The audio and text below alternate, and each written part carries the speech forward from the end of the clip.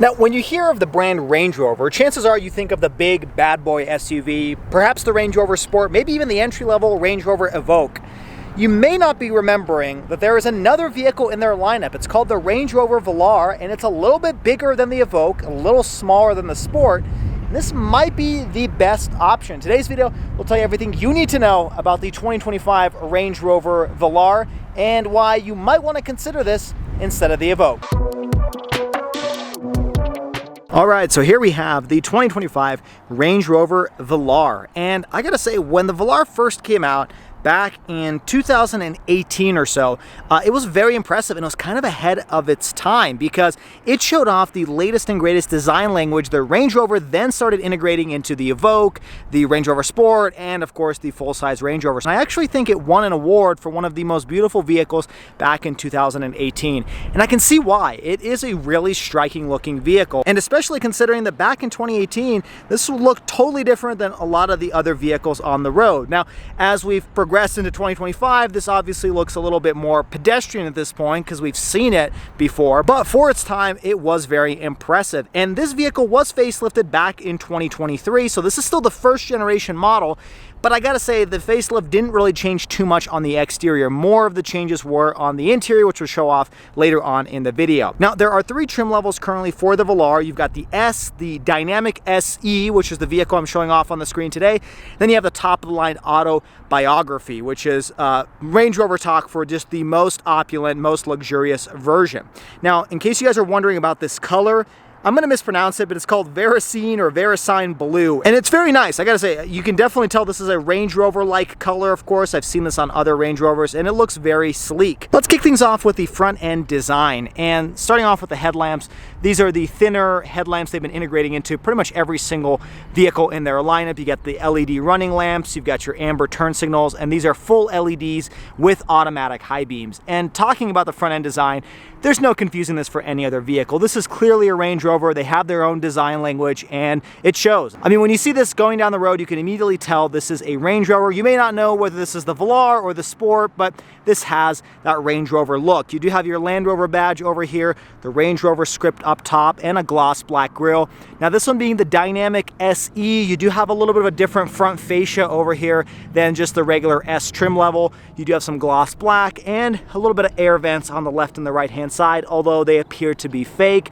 You also have some little fog lights located down here at the bottom, but overall a pretty attractive front end. As we come across the side of the vehicle, let's talk about a few design attributes here. So first off, my particular tester today comes with the upgraded $2,600 21-inch wheels with the diamond turn finish, and they look really good. These are some of the best factory wheels I've seen, and these tires are 265/45, so they're not anything massive, but it does make this thing handle pretty well. Now, in typical Range Rover design language, you do have this gloss black trim piece that extends into the door panel, and I do like this little Range Rover plastic piece over here. It doesn't really serve any purpose, but it does add a little bit of flair to the hood. As we come across the side, my particular vehicle has the blacked out roof, so I do like that two-tone roof color. That is an optional feature, it's an a la carte feature that my particular tester comes with, and mine also has a blackout package where some of the other accents are also blacked out. So this is definitely a sportier looking version. The bottom half of the vehicle is all blacked out as well,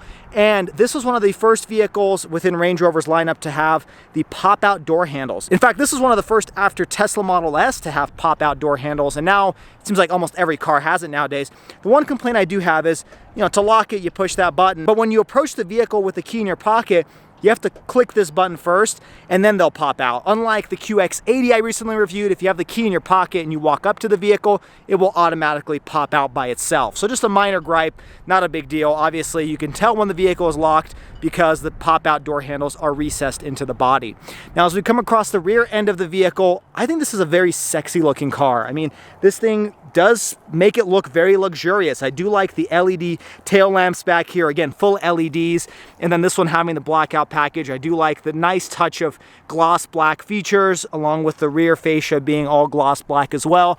And I do like how Range Rover has this third brake light up here, but this is a spoiler that has a little bit of ventilation in here. So a lot of EVs are starting to integrate something like this, but this is one of the first to have kind of this cool sloping spoiler, and your windshield wiper, if you can't tell, is actually tucked inside of over here, so it's not just sticking up on the windshield. So it definitely adds to the sleek look to it. I think this is one of the best looking Range Rovers when it comes to the exterior, and honestly, even though this design language is about 7 years old, it does not look dated. All right, now my particular tester today comes with the $2,300 Dynamics package, which not only adds these cool looking red brake calipers, which match the diamond finish wheels, but it adds adaptive dampers and an air suspension system, both of which you can regulate using the infotainment screen on the interior. That does add a little bit to the off-road chops of the Velar. Now, personally, I still wouldn't take this vehicle off-road, but if you do, with that air suspension system, you can get upwards from 8 inches on the base model to 9.9 inches of ground clearance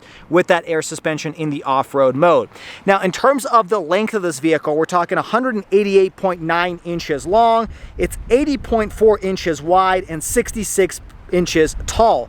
Now, entry and exit height is super easy. This almost feels like a sedan in some aspects, especially with the air suspension system. It will slam to the ground for easy entry and exit. In terms of approach angle, it is 29 degrees. Your breakover is 23.8, and your departure angle is 29 degrees. So definitely no Jeep Wrangler, but it's not terrible. All right, now jumping under the hood of the Range Rover Velar, there are 2 engine options. This one has the entry-level P250. It's a 2-liter turbocharged 4-cylinder that produces, you may have guessed it based on the number, just around 250 horsepower, 247 to be exact, and 269 pound-feet of torque. Now, all of that power is sent through an 8-speed automatic transmission, and all-wheel drive is standard because, well, Range Rover. Now, in terms of 0 to 60, it's just around 7.1 seconds. Surprisingly, Range Rover on their website says this thing can tow somewhere around 53 or so 100 pounds. Personally, I wouldn't recommend it. This is a smaller vehicle. It's a pretty small displacement engine. I'd probably limit it to 3,500 pounds if you're going to be towing with this car. Now, thankfully, there is another engine option. It's called the P400. And again, you may have guessed that it has nearly 400 horsepower and 406 pound-feet of torque. And it has an inline-6 mild hybrid 48-volt system. The catch with that engine is it's about a $7,000 premium over the particular vehicle I'm reviewing today. So yes, it's expensive, but you get nearly a 400 horsepower, somewhat compact crossover. So something to consider for you high-performance enthusiasts. Now, in case you guys are wondering about fuel economy for this P250, it's about 22 in the city, 26 on the highway for a combined 23. If you choose the P400, it's just around 19 in the city, 25 on the highway for a combined 21. So not a significant difference, and that's really because of the mild hybrid system on the P400.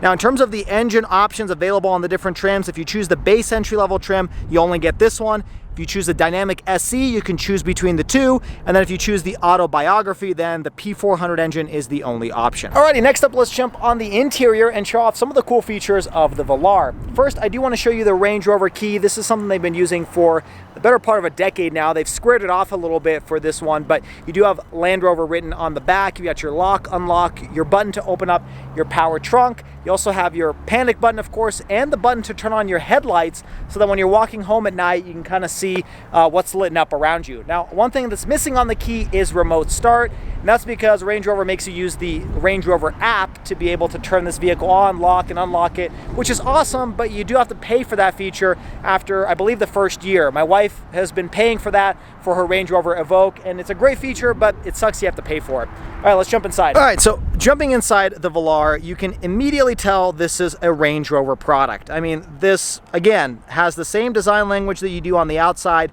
This clearly screams Range Rover and really nothing else. So it's very unique. It's cool how they're able to just differentiate themselves from a lot of the competition.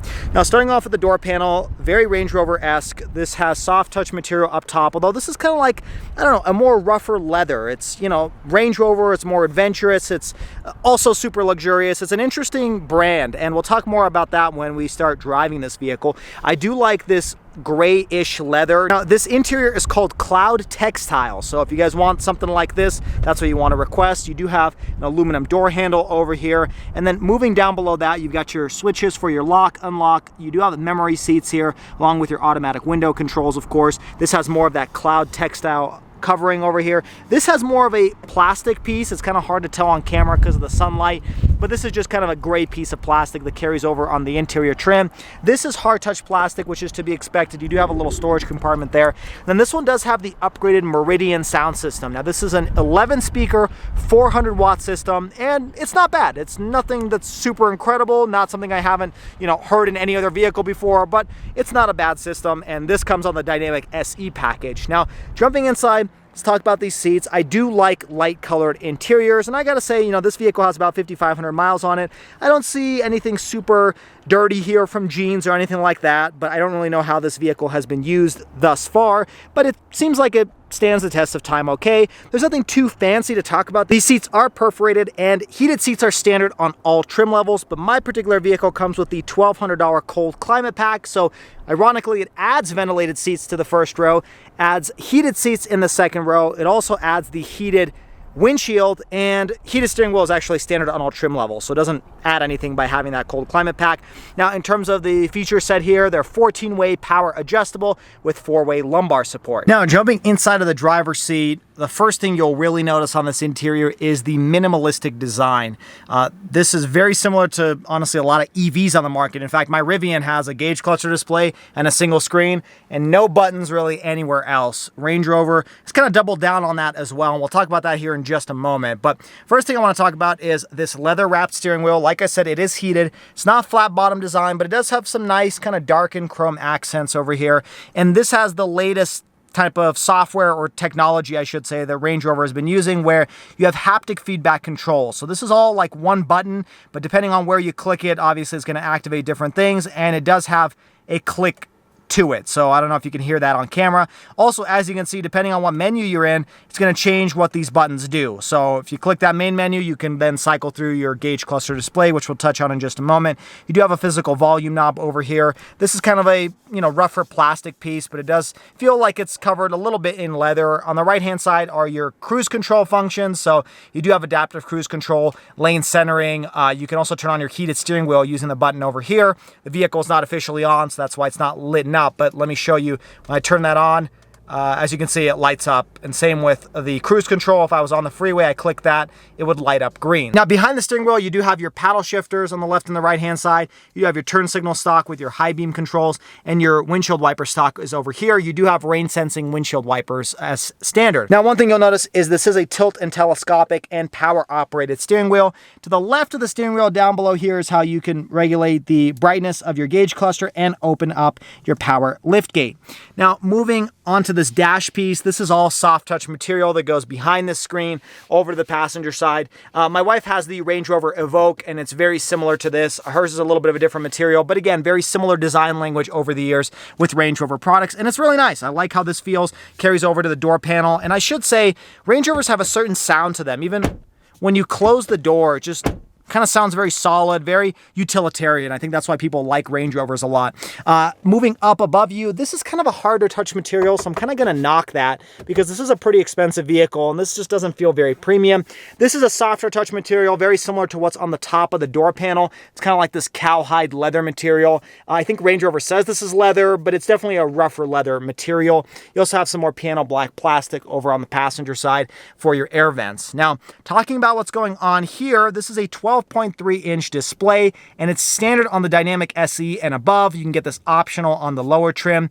And my vehicle also comes with the technology package, which includes the head-up display. So as you might be able to see, it does shine up the Land Rover logo up there, and it'll show you obviously your speed and some navigation information as well. Now, the technology package is about a $1,300 option, and it includes some self-park features. Is it worth the $1,300? I'll leave that up to you. But jumping to this gauge cluster display, it is pretty much the same one I've used on other products, including the Land Rover Defender I recently reviewed. So turning this vehicle on, let's show off some of the features here. So using the buttons on the steering wheel, you can of course go through your full screen navigation, which is really nice, or I should say at least partial screen navigation.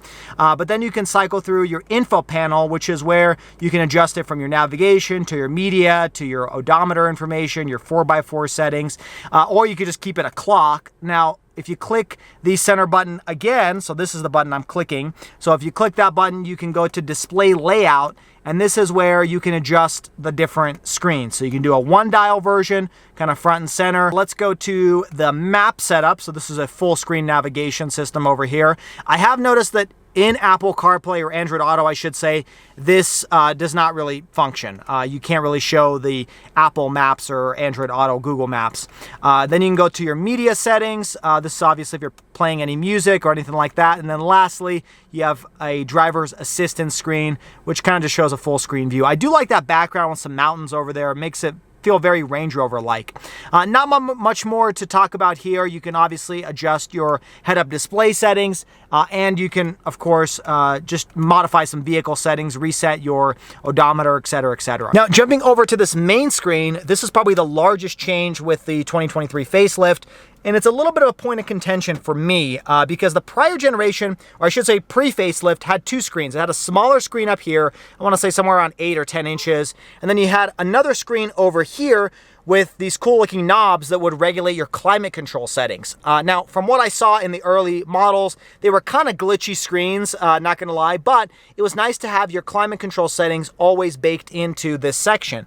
Now everything is baked into the screen, and very similar to my Rivian, I'm not foreign to having everything baked into a screen, but it would have been nice to have some physical controls. The reason I say that is to adjust your temperature, it's nice because you could swipe up and down and, you know, regulate the temperature very quickly, and it'll adjust the fan speed, as you can tell. But let me shut that down. But if you want to adjust the fan speed like I showed, you have to go into this menu, which is okay, it's fine. You know, my Rivian's the same way. You can turn on your heated or ventilated seats, but if you want to regulate the passenger side, then I have to click this button, then the passenger side will pop up. Now, if I want to address where the airflow is going, then I have to click this button, and then it will pull up the screen where I can adjust the airflow. So it would have been nice if it was one button that would show everything rather than having me go through the different set of buttons to control my climate. That's why I would have preferred having a secondary screen over here that's just for climate control, because I think it's just a little bit too much baked into the system. Now, talking about this screen, it's the same software I reviewed in other Range Rover, Land Rover products. It's an 11.4-inch Pivi Pro screen. That's what Range Rover calls it. And it's about the same size I've reviewed in other vehicles as well. It's the same software, and I gotta say it's a lot snappier than my wife's Range Rover Evoque from 2019. That software is pretty slow. This one's plenty quick, so you can go through various different widgets over here. You can slide through kind of your quick access controls over here. You do have wireless Apple CarPlay and wireless Android Auto, and you got some quick access buttons on the left and the right-hand side. So you can quickly pull up your 360-degree camera, and this does have the 3D view, so you can kind of go around the car, and the high quality cameras, or I should say the camera quality is really high. I mean, you can tell all of the details and all the cracks on the asphalt. You can also find the parking spot. This is part of the technology package, but let me exit out of there. And then you can also go off-road, and it will give you kind of an underneath view of the vehicle. So you do have this kind of transparent hood. So as you drive forward, it will use software to pretty much copy what's going on in front of the vehicle and place it underneath the car, so you can actually see what's happening underneath the vehicle. Not a new feature that I haven't seen in any other vehicle, but a very useful feature if you are off-roading. Again, I just don't know if you're gonna really do that in the Velar.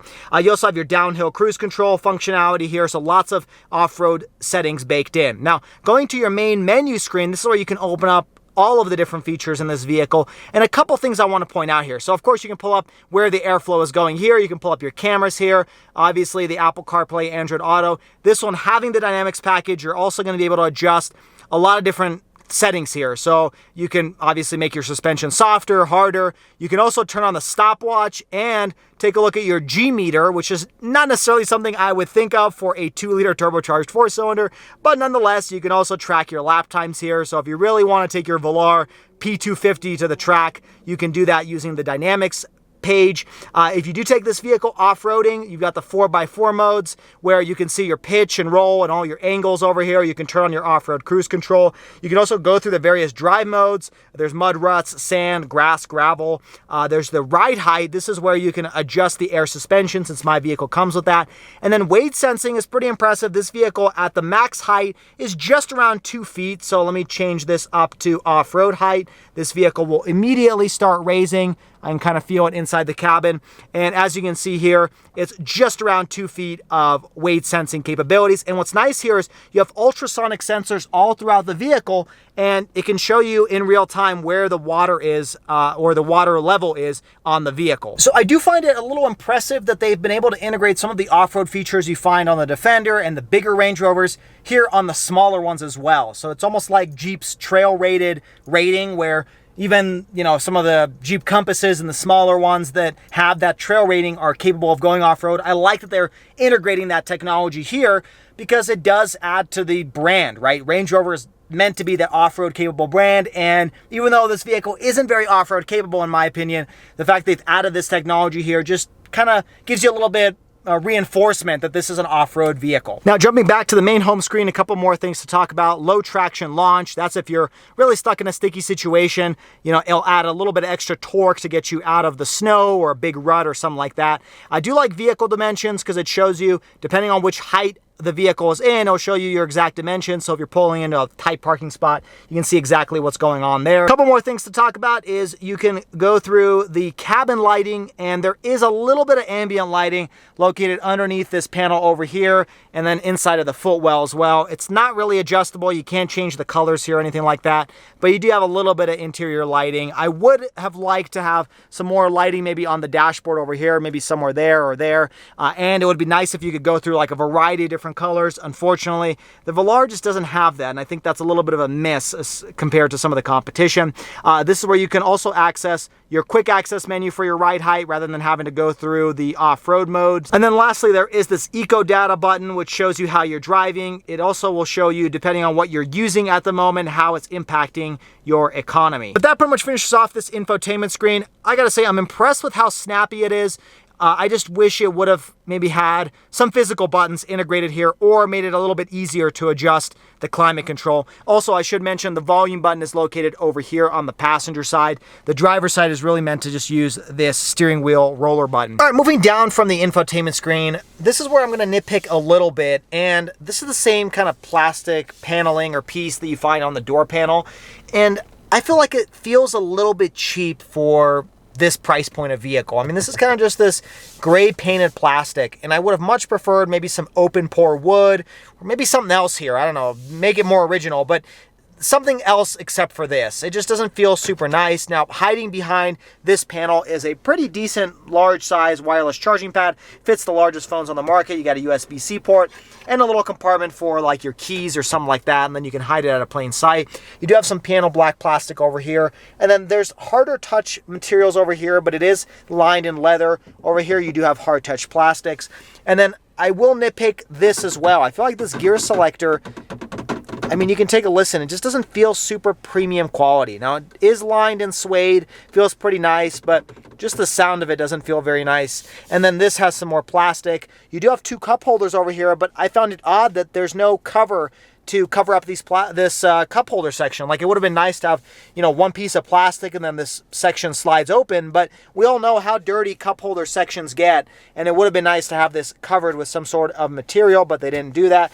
Now, moving back behind that, you do have some soft touch materials here. I do find it odd that your center arm console opens up in 2 slots, and so if you really want to open them all together, you kind of have to push both buttons. But you do have a USB-C port in here, and it's a pretty okay size, but I do find it odd that it's split in half. I don't know why they didn't just do one piece.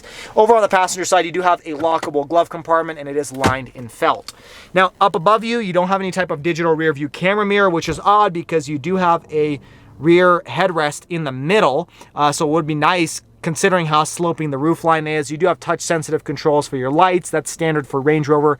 And then you have your SOS button, and you have your service button as well. Now, you can open up this large panoramic sunroof, which is standard on all trim levels, and it looks really nice. I mean, Range Rovers do really well with these panoramic sunroofs. This thing does open up as well. In fact, let's open it and let's show you by pushing this button. I don't think it goes very far back though, which is always my nitpick with, you know, having this large of a bar or having it so far back, but it only opens up this far, but it's still nice on nice sunny days like today.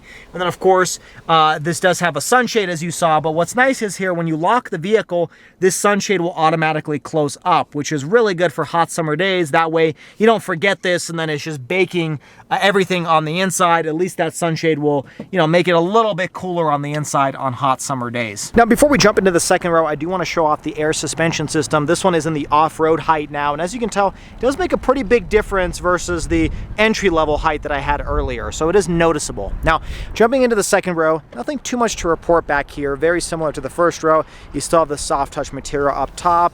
You still have that cloud-colored interior, which looks really nice. An extension of your Meridian sound system, and a small storage compartment over there. Now, talking about these seats, they're the same design as the first row. Like I said, this one has the cold climate pack, which means you have heated seats back here as well. And then I do like that you have this center fold so that you can, have a ski pass through or anything like that. Very nice for your adventuring inside of the Range Rover. Now, jumping back here, it's a pretty decent amount of legroom. I mean, this is definitely a compact crossover, but 37.2 inches behind the first row. You do have 2 rear air vents back there, which is to be expected. Your heated controls are down there, along with USB-C ports and a cigarette style power outlet. No type of household power outlet back here. You also have a pretty large center hump, so I wouldn't recommend having 3 people sit back here. Not super comfortable. Now, in terms of headroom, I've got about a couple inches above me, so if you're 6 feet or under, you're perfectly fine in the second row. Now, I do want to talk about the space back here because, like I said, my wife has a Range Rover Evoque. It's from 2019, and I was a little surprised to see that the interior of this vehicle is not that much bigger than the Evoque. It's definitely bigger. It's a little bit more legroom back here, a little bit more airy. It's not as cramped or like coupe-like like in the Evoque, but it's not a significant difference to the Evoque. It's very similar in size. I mean, I still wouldn't fit 3 people back here just like the Evoque. Yes, I have a little bit more legroom, but it's not like the Range Rover Sport where that's a night and day difference in terms of size. The biggest change I noticed is actually in the trunk area. So let's jump back there and let me show you what it looks like. All right, jumping into the trunk area. The biggest difference as compared to the Evoque is the size of the trunk. This is definitely longer. In my wife's Evoque, we could put a stroller back there and that's about it. It barely closes the trunk. Here, obviously I could put much more items in because it's pretty long. Now you also have hooks over here on the left and the right hand side. You've got another cigarette style power outlet, and then there's more hooks over there. And then underneath this trunk, you've got a pretty decent sized spare tire, although I think it is still compact. It's not full size by any means. Now in terms of the cargo area here, you're talking 38.9 cubic feet of space behind the second row. If you fold down that second row, you got about 62.7 cubic feet of space behind the first row. So definitely if you need more cargo area as compared to the Evoque, you got to go for the Velar. Now talking about safety features, this does come with adaptive cruise control. You got your sensors over here. You also have front parking sensors, and you've got your camera for your 360-degree 3D view. Now, this does have emergency braking. It's got blind spot monitoring. This one also has lane centering or steering assist on the highway, although we'll talk more about that when we get behind the wheel. Now, in terms of warranty, Range Rover offers a 4-year, 50,000-mile bumper-to-bumper limited warranty and powertrain warranty. However, they also offer a 6-year unlimited mileage corrosion warranty. So if you have any type of rust or corrosion on this vehicle, they'll cover it for up to 6 years. All right, next up, let's talk about the pricing. The entry-level trim, the S, starts just under $62,000. If you go all the way up to the autobiography, that one's just under 79 grand. Now, this particular one being the Dynamic SC, the mid-trim, with the dynamic package, the technology package, the cold weather pack, and then some a la carte items like the blacked out roof and et cetera, et cetera. This one's after destination of about $1,400, just around $76,000. So it's pushing up against entry-level autobiography trim. Now, obviously, topping everything out, you can easily get a Velar over $80,000. All right, next up, let's get behind the wheel and see what it's like to drive the 2025 Range Rover Velar. And now, obviously, given the proportions of this vehicle being what I would call a compact crossover, it's very maneuverable, very easy to, kind of maneuver tight parking spots. It also helps that this does have the self-park feature because mine comes with the technology pack. So no complaints there. If you're living in a small, tight city, very easy to drive this vehicle and get used to its proportions. It doesn't feel much bigger than the Evoque. I again keep coming back to that.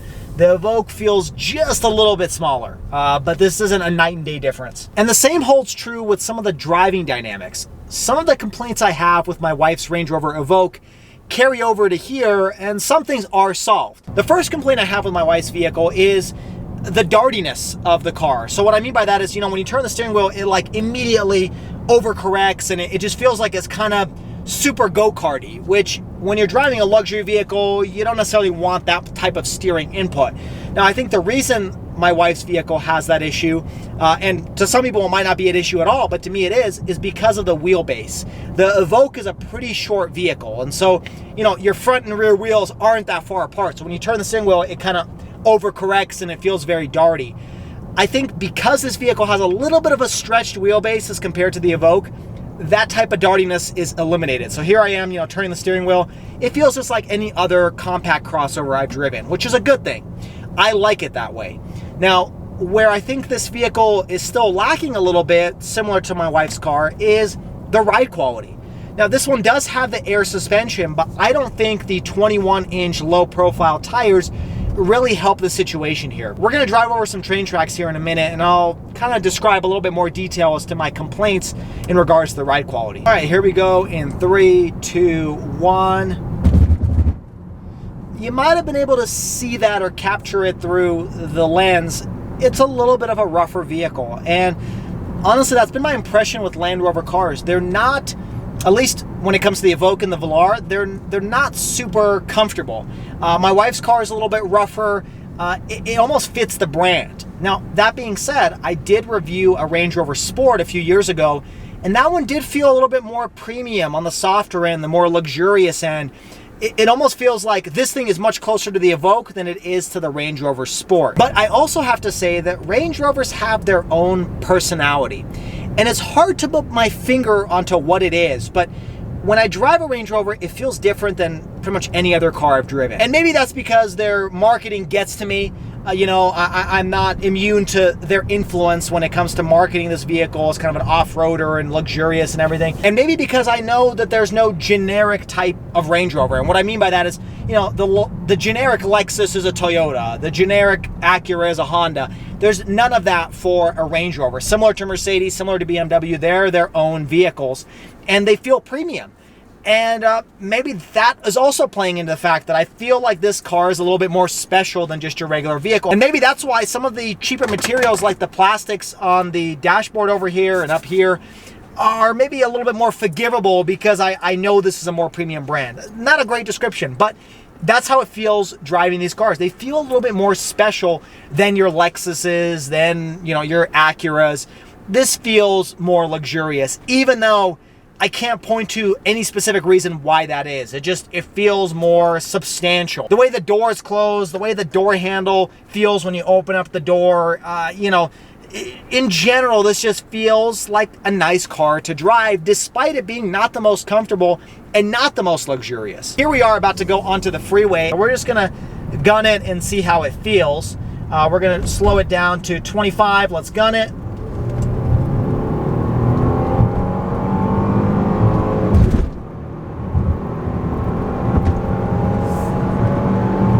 And we hit 70. Now, that was uphill and not the best representation of acceleration, but as you can see there was two things that were evidence. One is this is kind of rough riding. As you saw, we drove over some bumps and you kind of feel it in the car. And two, the performance isn't great. Now, I'm not exactly sure if this is the identical engine that my wife's vehicle has. I suspect that it is, because hers is also a 2-liter turbocharged 4-cylinder. This may have a little bit more horsepower or be a little bit more updated, but my wife has the same issues with the turbo lag when it comes to this engine. It takes a couple seconds for this thing to kick on, and that's on brand with 2-liter turbocharged 4-cylinders, especially when you start putting them into larger and larger SUVs. You do get a little bit of turbo lag, and it sucks, especially when you're trying to merge onto the freeway or quickly trying to make a left turn as oncoming traffic is coming towards you. It almost just gives you a false sense that you're going to have 250 horsepower immediately, and you really don't.